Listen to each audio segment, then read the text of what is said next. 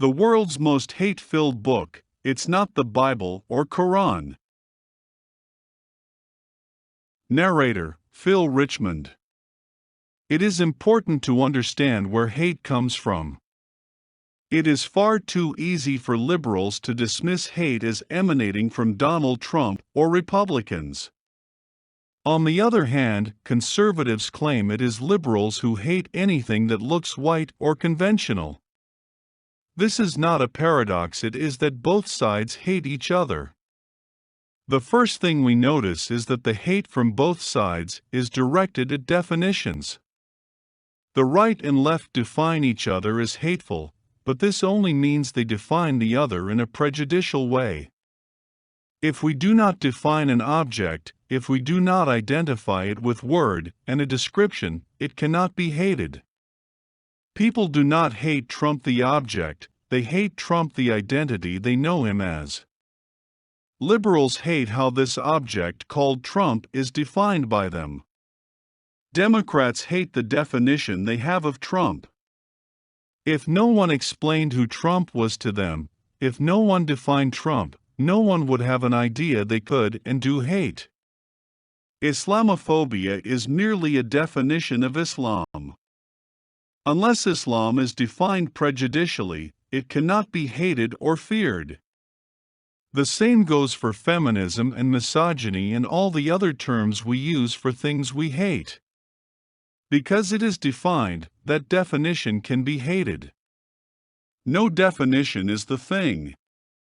We never know the reality, what we know is the definition, and it is the definition that is reacted to. Misogynists hate women. Misogynists are defined by their hatred of women. But what is a woman? For the misogynist, a woman is the hate he feels. The misogynist identifies a woman by what he feels. There is nothing about a woman to hate that is not hated. The woman does not make the hate.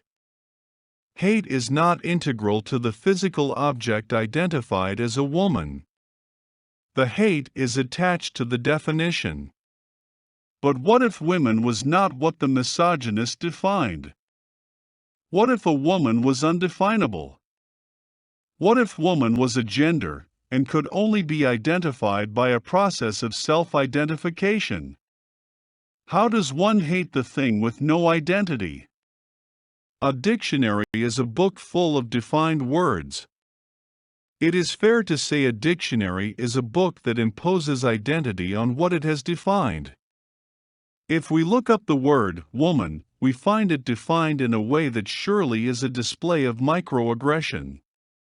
Dictionaries may even be considered to display open and overt aggression against trans women.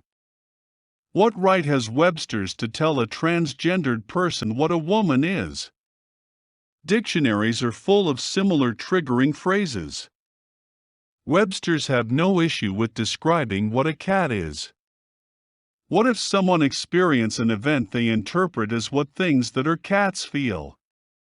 The being experiences a sense of identity that is interpreted as a cat. If the cat does not find Webster's description identical with their own experience, they, the cat's preferred pronoun, may suffer irreparable psychological trauma. Dictionaries express more than systemic racism. Nothing speaks more volumes about white supremacy and systemic discrimination than dictionaries. Is any surprise that dictionaries are written by old white males? Is white supremacy and white privilege better displayed anywhere than in dictionaries? Imagine the arrogance of writing a book that tells us, regardless of race, creed, sexual orientation, gender, religion, or color, what their descriptors mean.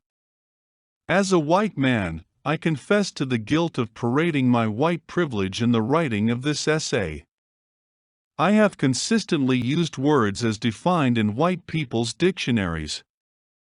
I have used my white privilege and crassly flaunted my systemic knowledge of white culture and its language.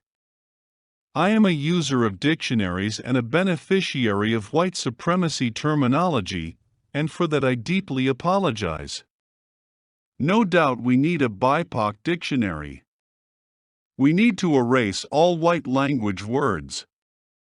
Nothing is more certain than dictionaries perpetuate white supremacy and promote systemic racism through white language.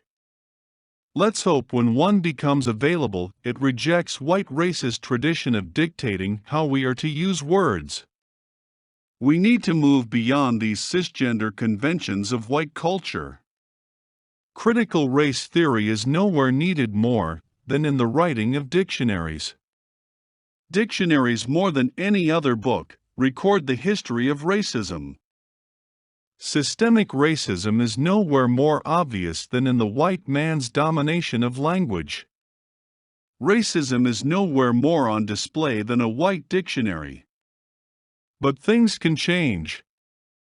Dictionaries, at least those that express the white view of language, can and must be removed from schools and libraries.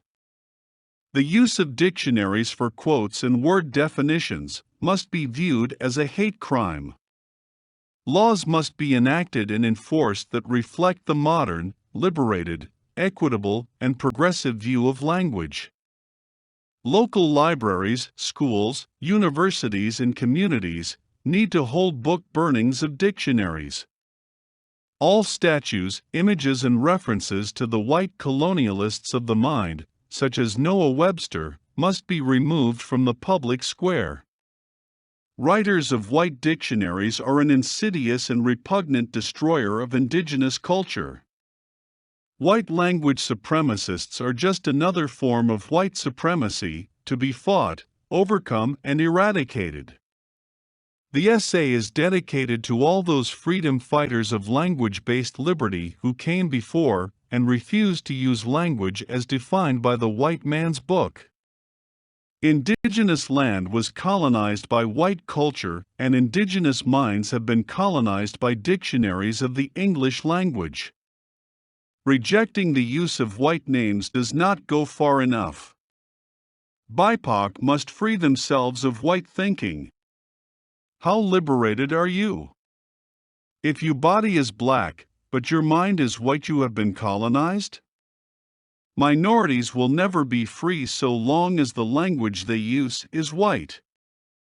The words given to minorities by the white man are white words that make other races and cultures think white. Words are nothing but sounds given meaning.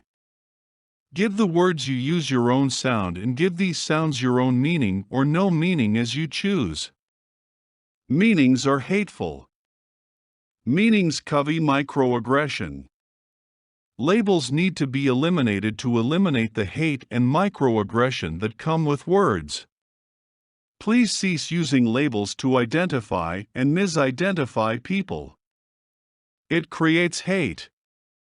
We can burn all the dictionaries and get rid of these white man's microaggressions, or we can continue to perpetuate the use of hate-based labels. The truth is clear: to get rid of hate, we need to eliminate words. Burn the dictionaries. Eliminate language, at least language that uses words as labels.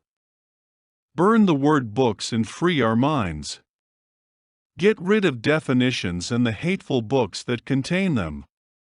Unite as a free people, come together in peace, freed of labels, free of words that have been defined. Did you notice this was written in jest, and indeed a mocking of people who oppose clear definitions of words? Without our language, without words, clearly defined, we cannot communicate. To illustrate the truth of what I have said, please look up in a dictionary the meaning of irony, parody, and sarcasm. Thanks.